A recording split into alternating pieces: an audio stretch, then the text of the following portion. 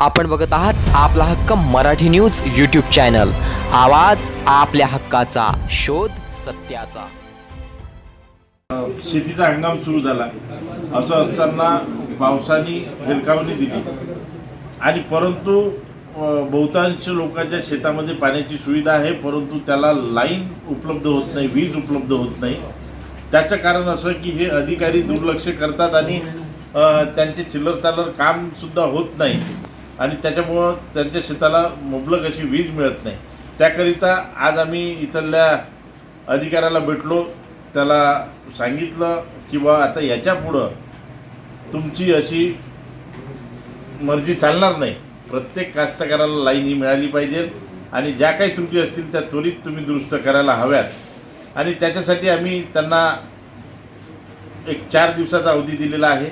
जर 4 दिवसात जर अशीच परिस्थिती राहिली तर तुम्हाला माहिती आहे की महाराष्ट्र नवनिर्माण सेना आक्रमक पद्धतीने कसं आंदोलन करते आणि त्या अधिकाऱ्याला आम्ही हे सांगून सुद्धा आलो की कास्तकारासाठी आम्हाला जेलमध्ये जावं लागलं तर आम्हाला हरकत नाही आणि तुम्हाला जर तेवढं मोठं आंदोलन जर पाहायचं असेल तर तुम्ही कास्तकाराकडे दुर्लक्ष करा आणि ते आंदोलन जर तुम्हाला टाळायचं असेल तर तुम्ही नियोजित पद्धतीने काम करा, जेणेकरून प्रत्येक कास्तकाराला ही लाईन मिळाली पाहिजे, त्याच्या शेतातलं पाणी त्याच्या कामी आलं पाहिजे।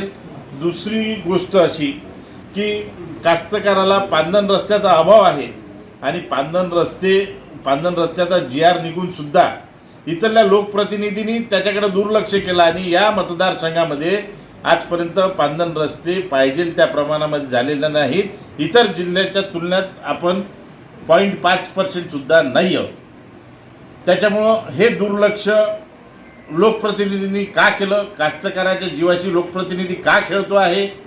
तिसरी गोष्ट, बोगस बियाणे आणि लिंकिंग याच्यावर सुद्धा लोकप्रतिनिधी सक्षम फेल आहे, तो कास्तकाराकडे लक्ष घालत नाही।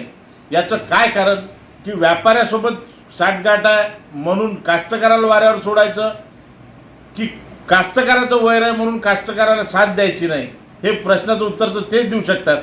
परंतु कास्तकाराच्या सोबत महाराष्ट्र नवनिर्माण सेना आजपर्यंत खंबीरपणे त्यांच्या पाठीची राहिलेली आहे आणि यापुढे सुद्धा त्यांच्या पाठीची खंबीर राहील। याच्या पुढे जर बोगस बियाण्याचा कारभार जर कुठल्या कृषी केंद्रवाल्यांनी केला तर त्याला पहिल्यांदा महाराष्ट्र नवनिर्माण सेना जाब विचारेल आणि नंतर त्याच्यावर कारवाई होईल, ते तर वेगळंच। परंतु कास्तकाराच्या जीवाशी खेळणाऱ्यांना महाराष्ट्र नवनिर्माण सेना सोडणार नाही, हे सांगण्यासाठी आजची प्रेस इथं होती आणि या सर्व गोष्टीकडे आता महाराष्ट्र नवनिर्माण सेनेचं बारकाईने लक्ष राहील आणि प्रत्येक कास्तकाराच्या पाठीची महाराष्ट्र सैनिक, प्रत्येक सैनिक महाराष्ट्र सैनिक हा कास्तकाराच्या पाठीची राहील।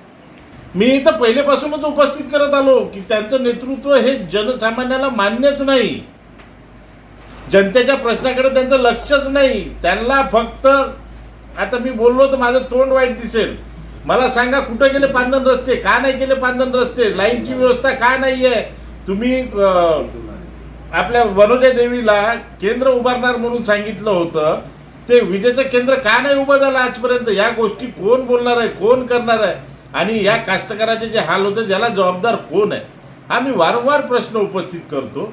परंतु काय लोक पक्षावर जातात, कोणी जातीवर जातात, काम करणाऱ्याचं ऐकत नाही। आणि मी जे बोलतो ते जनतेसाठी बोलतो, मी जे आंदोलन करतो ते सातत्याने जनतेसाठी करतो। जनतेला हे माहिती आहे, तुम्ही पाहिलं असेल की माझ्यावर अनेकशा केसेस आहेत, अनेक वेळा जेलमध्ये जावं लागलं। मी कुठल्या रॉबऱ्या नाही केल्या, मी कास्तकारांसाठी आंदोलन केले, जनतेसाठी आंदोलन केले, जनतेसाठी जेलमध्ये गेलो। परंतु त्याचा उपयोग या लोकांनी घेतला आणि यांनी नुसतंच कास्तकाराला वेठीत धरलेला आहे, हा माझा स्पष्ट आरोप इथल्या लोकप्रतिनिधीवर आहे।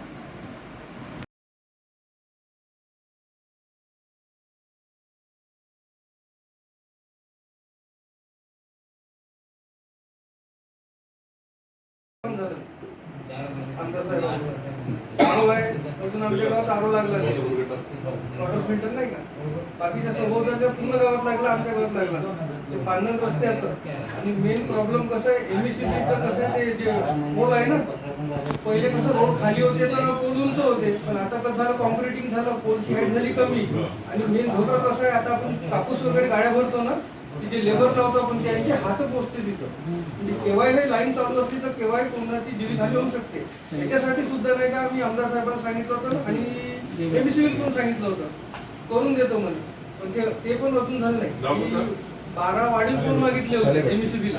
आता नवीन घरं झाले कॉलेज म्हणजे वाढले ना घरं, तर तिकडं 12 कोण सांगितलं होते ते पण सांगितलं, ते पण झालं नाही.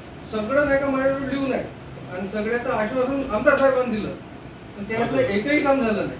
पांढरण रस्त्यापुरतं बोललो होतो, तुम्हाला पण बोललो, त्यांना बोललो होतो, पण त्यांनी उपोषण आपण लाईनच्या वेळेस केलं होतं की जे 60 पोलची लाईन टाकली आहे. 150 किलोमीटरचे पांढरण रस्ते बनवले. हे तुमच्या सगळ्यांना माहिती आहे, पत्रकारांना माहिती आहे, जनतेला माहिती आहे, सगळ्यांना माहिती आहे. परंतु पांढरण रस्त्यासाठी एक योजना सरकारने काढली होती, त्याचा GR सुद्धा माझ्याजवळ आहे.